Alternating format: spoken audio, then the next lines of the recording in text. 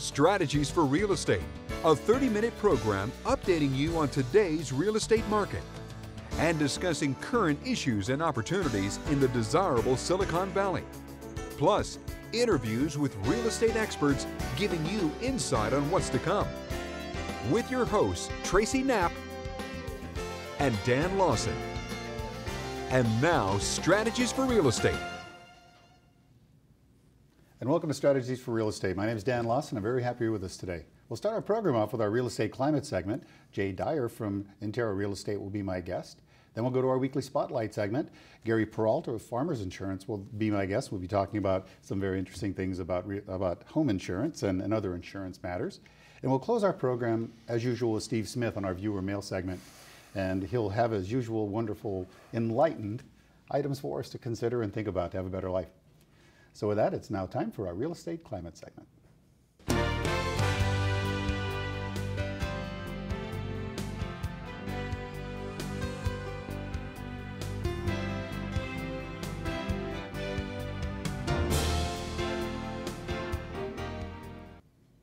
Welcome to our real estate climate segment. It's now my pleasure to introduce Jay Dyer from Intero Real Estate. Jay, thanks for being with us today. Thank you, Dan. Great to be here. Yeah, thank you. It's always great to have you on.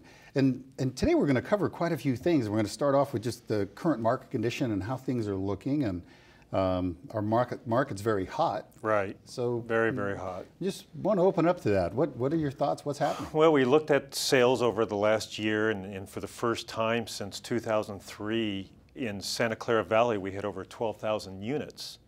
So that's a significant number of how strong sales were last year in 2012. And so when you say units, you're referring to all sales? Single-family homes. Single-family condos, all of it? Just single-family at this point. Just single-family, yeah, okay. Hitting 12,000 units was just, phenomenal. And just a huge turnaround. And it seemed like the turnaround started about, I would say, October of 2011. I kind of felt it with my listings. Yeah, I think so too. We started feeling some real momentum happening back then, yes. Over a year and a half ago or so. It's been a remarkable transition in light too of all we still hear in the media that things aren't moving so strongly, but I think we have a market that's very unique to our 50 or 49 states. Yeah, it's really incredible here in Silicon Valley, and that's what kind of ticks our whole market is. Starting with the job growth that Silicon Valley produces. We're still at historic interest rates, as you know, and they seem to be hanging in there. They could be creeping up in this year, but I'll let that go to you. I'd be happy to touch on that one. It seems like the graph is pretty steady, where it's no longer doing this, where we always have spikes, ups and downs, and the up and down would be, well, the next time it goes down, it might go a little lower. It's been, well, it goes up and then it comes back to where it was. I'm starting to see now when it goes up, it comes down, but it's not quite as low. We may get a little bit, but I think we are at the bottom, and it's possible the bottom is behind us. I think the buyers are seeing that too, and you see that where we're getting multiple offers out there. The buyers are really jumping on that. Yeah. I think, go ahead. I was going to say, when we get on to buyers, we'll get on to buyers in a moment. Let's talk about sellers, this current market. What does it mean to sellers? It's just a great opportunity for them. And when we sold a few of our homes this year in late November, December, you could just, it was really fortuitous for them. They didn't know the market was going to be like this. Right. But they were able to capitalize on that. And that's what's going on in today. It's just the inventory is so low. And I think the reason why it's so low is we're not being flooded anymore by the foreclosures. Right. And then the regular sales or the conventional sales that are going on haven't been able to keep up with what's going on. Well, let's talk about just the mentality, because I know you're a very strong listing agent, so you deal with a lot of sellers. And when you hear the seller say, well, okay, they make the commitment, I'm ready to sell. Right. So do they have concern about when they do sell, are they staying in the area? Are they moving up? What is their flight path, sort of? Well, some of them are kind of hanging on, and they're getting a little nervous as well, because if they have to sell, they know they have to go on the other side and become a buyer. Yeah. And that is a trick for sellers, is they don't want to move 2 times. Right. Yeah. They'd rather just move 1 time. And I would think sometimes in this market, they may have to think of a intermediate situation where they may have to rent or family members or something Yeah, like that. well, you know, the other part of this is because the market is as it is, the sellers can, I don't want to say dictate terms, but it becomes all part of the negotiation. So what is the best negotiation? Is it the buyer that's saying, I'll give you the most, but I have to move in quickly? Or is the one that says, I may give you close to that, but how much time do you need to move out?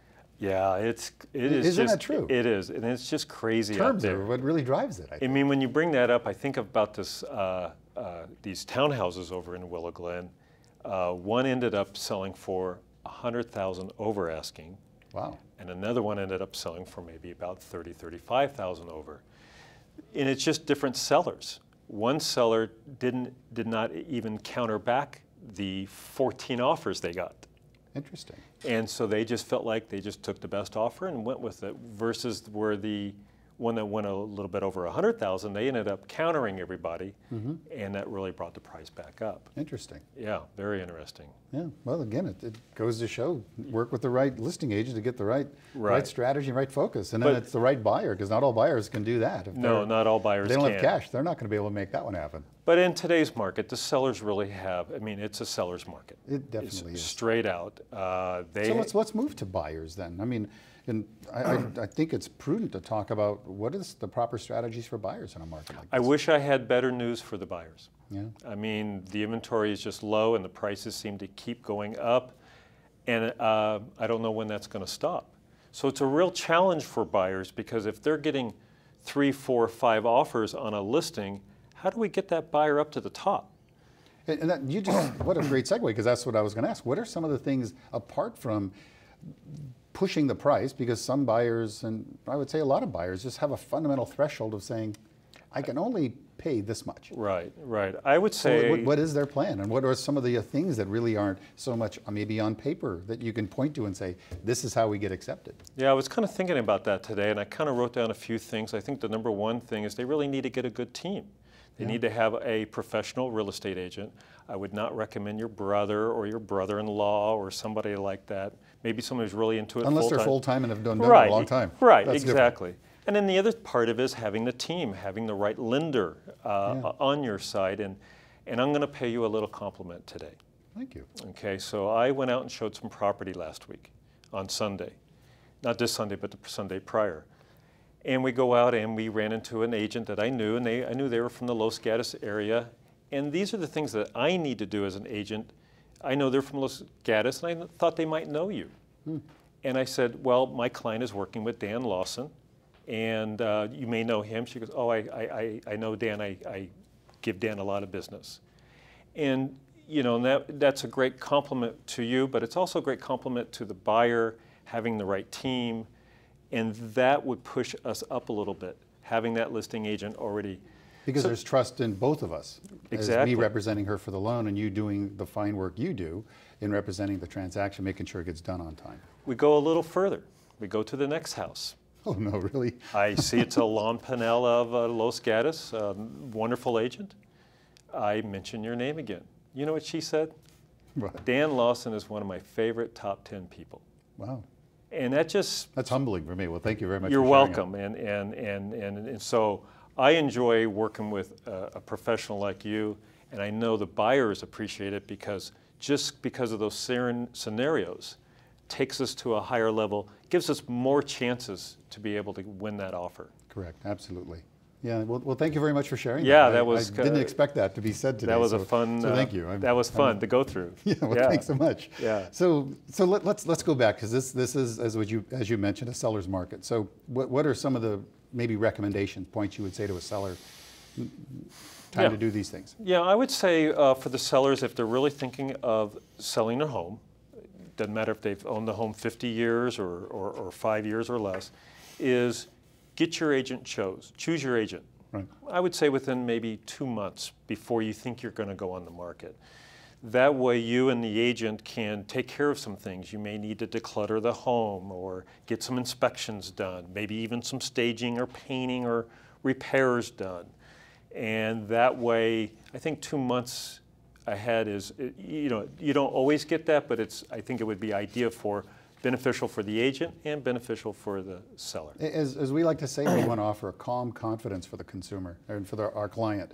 And doing that just gets everything in line. You just follow the steps, you lay the plan out, you follow it, and there's success. Yes, exactly. We do write a little plan like that, put it on the calendar and put everything out. And it's good to have everybody on the same page, and it's easier to work with, and expectations. And well, we're going to have to leave it there, Jay. As always, thanks for being on the show, and we'll look forward to having you on soon. Boy, that went quick, Dan. Didn't it? It always does. Thank you so much. You're welcome. Well, I hope you enjoyed this segment. It's now time for our weekly spotlight.